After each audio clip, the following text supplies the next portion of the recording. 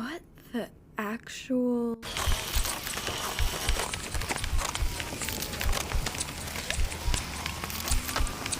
job? Hello, I'm your host Maya Fraser, and welcome back to What the Actual Job, where I interview individuals about their careers so that high school students can gain a better understanding of the jobs they'd like to pursue in the future. This week's guest is Ethan Siemens, who's an HVAC technician and a graduate of Brookfield High School. So my name is Ethan Siemens. I graduated from Brookfield High School last year, and I went straight into a high-mark HVAC trade school and am now pursuing my career in HVAC. Nice. So what does a typical day look like for you with HVAC? So lots of early mornings. Typical start is around probably 6 o'clock. Oh, wow. Luckily, I am central city, and a lot of the jobs are central. I have a little bit of time to kind of sleep in a little bit with all the drives that are nearby, at least. It could be 1 or 2 jobs. It's usually I'm in the same area for that day. We could be there for 4 hours. We could be there for like 10 sometimes. So lots of fluctuating hours. There can be late hours as well. There's sometimes overtime that we can work. There's always jobs to do. So there's always time to work if need be, and it's honestly quite nice because sometimes you go home, you got nothing to do with your day. Nice. And if you don't want to do that, you can go work for 14 hours a day if that is what you would like to do. So there's been some days like that.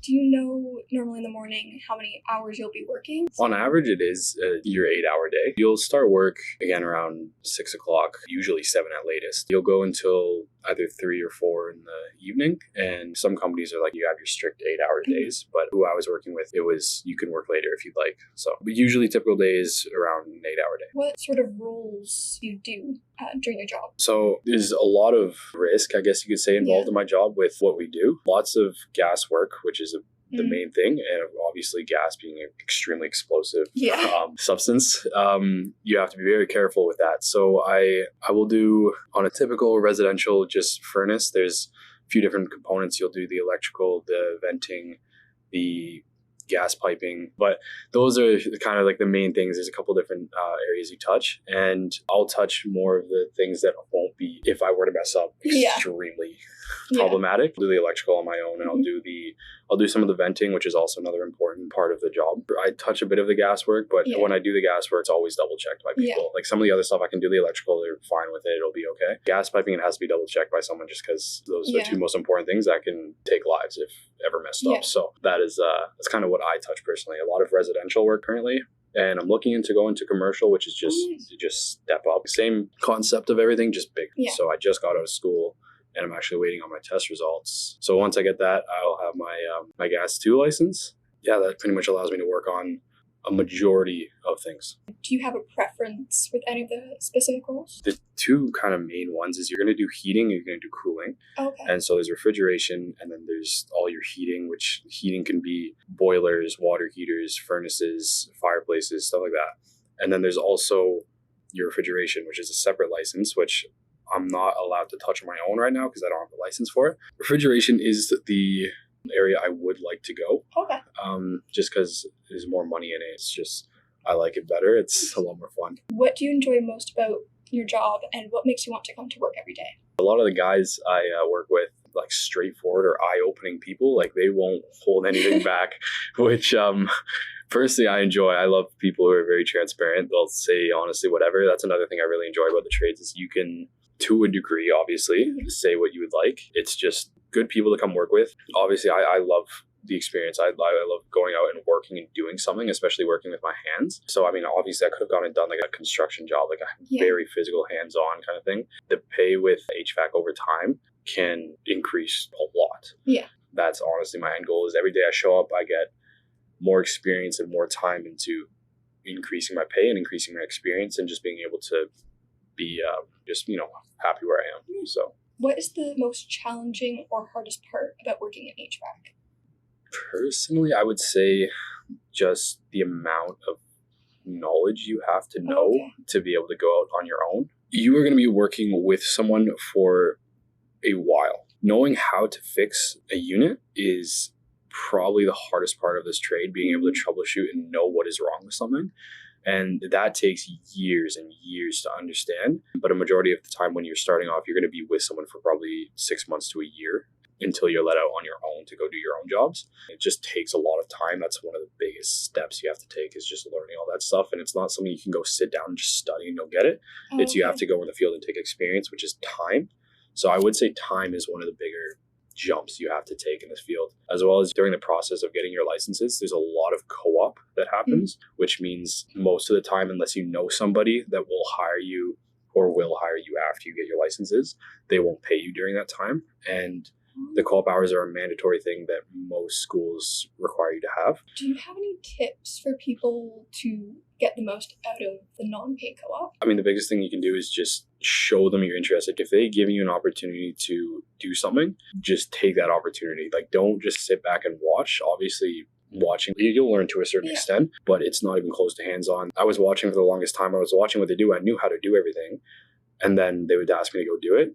And it was completely different. I thought it was a lot easier on a lot of things than it actually is. So if you get the opportunity, try to be as hands-on as possible with your co-op. And so if you can show your co-op that you are good at what you do and you want to keep on pushing and continuing showing interest, then chances are there's a solid chance they might hire you after. And then you have a job lined up right after school. What is the most valuable or significant thing you've learned from your career so far? Honestly, how important the trades are. That is... It's been really eye-opening to me, honestly. I knew about the trades. Obviously, everybody knows about the trades and what they are. But when someone talks about the trades, some of the first things that come to your mind are jobs that are hands-on, difficult, and don't pay well. I mean, if I'm going to be honest, that is what a lot of people think the trades are. And that's what I originally thought a couple of years back. And what's really interesting is a lot of younger people in the younger generation have no idea like how many different options of trades there are. Like, I never knew what HVAC was until probably 10 months ago. It's such a niche trade, and it just popped out of nowhere. I had a friend, I guess, that was doing it, and he told me about it. I'm like, oh, that's quite interesting. I did my high school co-op with a friend of mine. I was hooked. I was interested. I was like, this is super cool. And there's lots of opportunity with this trade. And then I went straight into the schooling, and I guess here I am. So many people have no idea the opportunities that trades can give, and I just wish it was more known in the schools and kind of people were more aware of what these opportunities can have. But again, a lot of the younger generation, they are extremely focused on the money part of it, the university equals money kind of thing, right? If I could just show them how much stuff costs in the trades and how much money that some of these guys actually make and the opportunities that are in the trades, I think a lot of them would shift their focus and realize that is a massive money opportunity as well in the trades, and you will always be needed no matter where you are in the world. It really shocked me how little people know about the trades and how much opportunity there is in them. What education did you take to become an HVAC? So there's a couple different routes, but the main one you're going to end up doing is go for your Gas 3 or Gas 2 license. Your Gas 2 license is kind of need that to go into the trade and actually start. And that allows you to work onto appliances up to 400,000 BTUs, which is just a unit of measurement. That's just, you will be able to heat a certain area of space, maybe a restaurant or something. A company, but with your Gas 3 licenses, you're not able to work on any of that stuff without being like under the supervision of one. So like they can't send you out on your own to go work on something like that. You have to have your Gas 2 because they want to send you out on your own. But yeah, I recommend if you're going to go down the HVAC route to go your Gas 2 first, and then you can look into refrigeration side. Refrigeration is an apprenticeship program, which means you need to be with a company that will take you on as an apprentice and will be able to work for them for the next like 5 years. Or you can work 2 years with a company and you can go your Gas 1, which is the highest gas license you can get. And that will be working with infinite amount of BTU. That's working power plants. That's working that's working massive amounts of BTU. What school did you go to?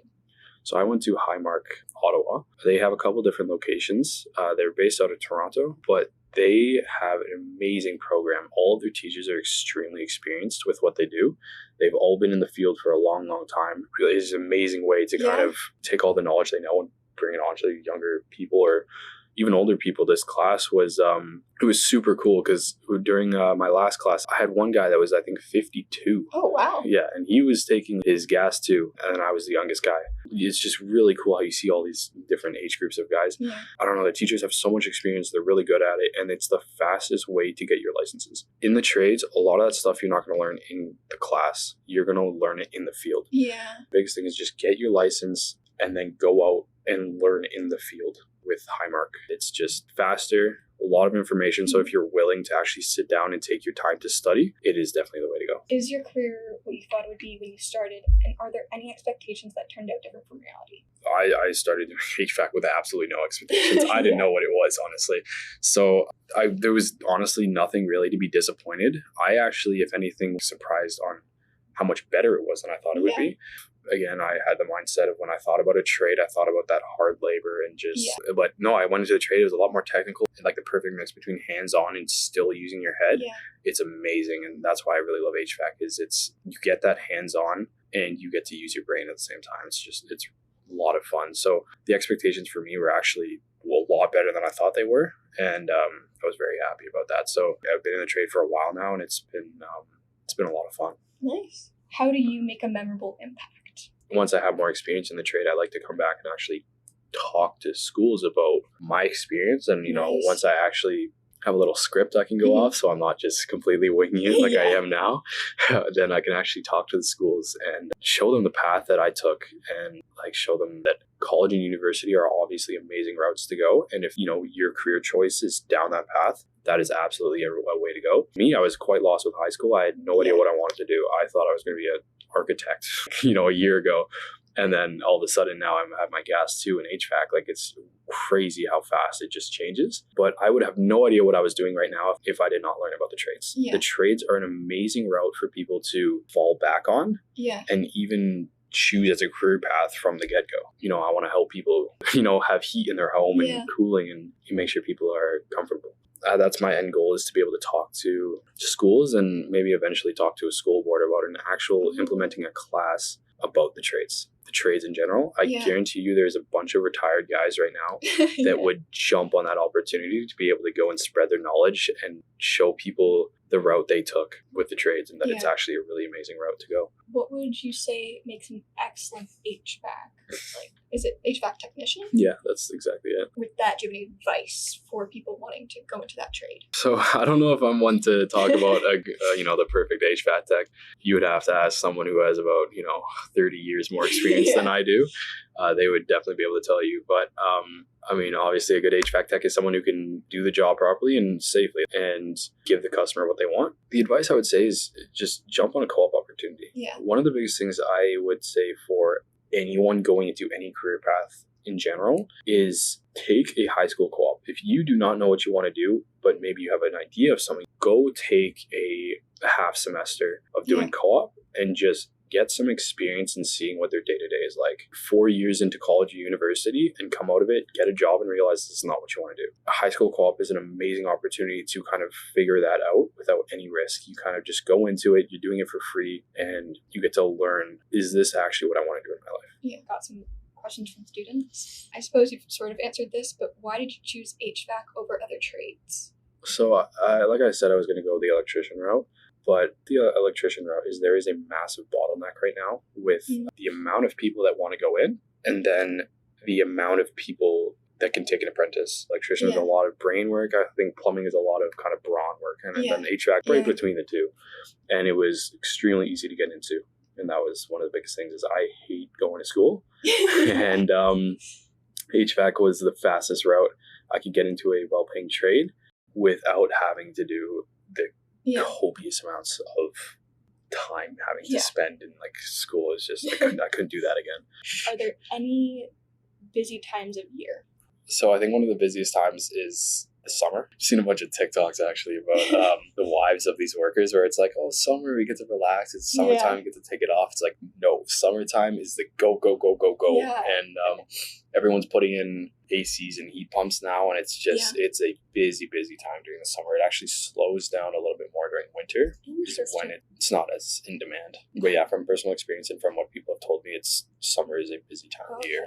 Do you have any last comments or anything you'd like to say? Honestly, the last thing I would like to say is just I wish there was more awareness about the trades. And I hope to become a little bit better at this public speaking stuff and, not just go off the top of my head, maybe get a script going. And then I'll be able to actually, not stumble over my words and give a clear message, which hopefully some people understood what I was saying today and how, trades in general, especially HVAC, is an amazing route to go in the future. And yeah, hopefully they'll raise a bit more awareness around the trades. I'm your host, Maya Fraser, and this is What the Actual Job. Thank you again to Ethan for having this wonderful interview with me. If you want to listen to this episode or others like it, you can listen here on CKCU 93.1 FM or wherever you listen to podcasts.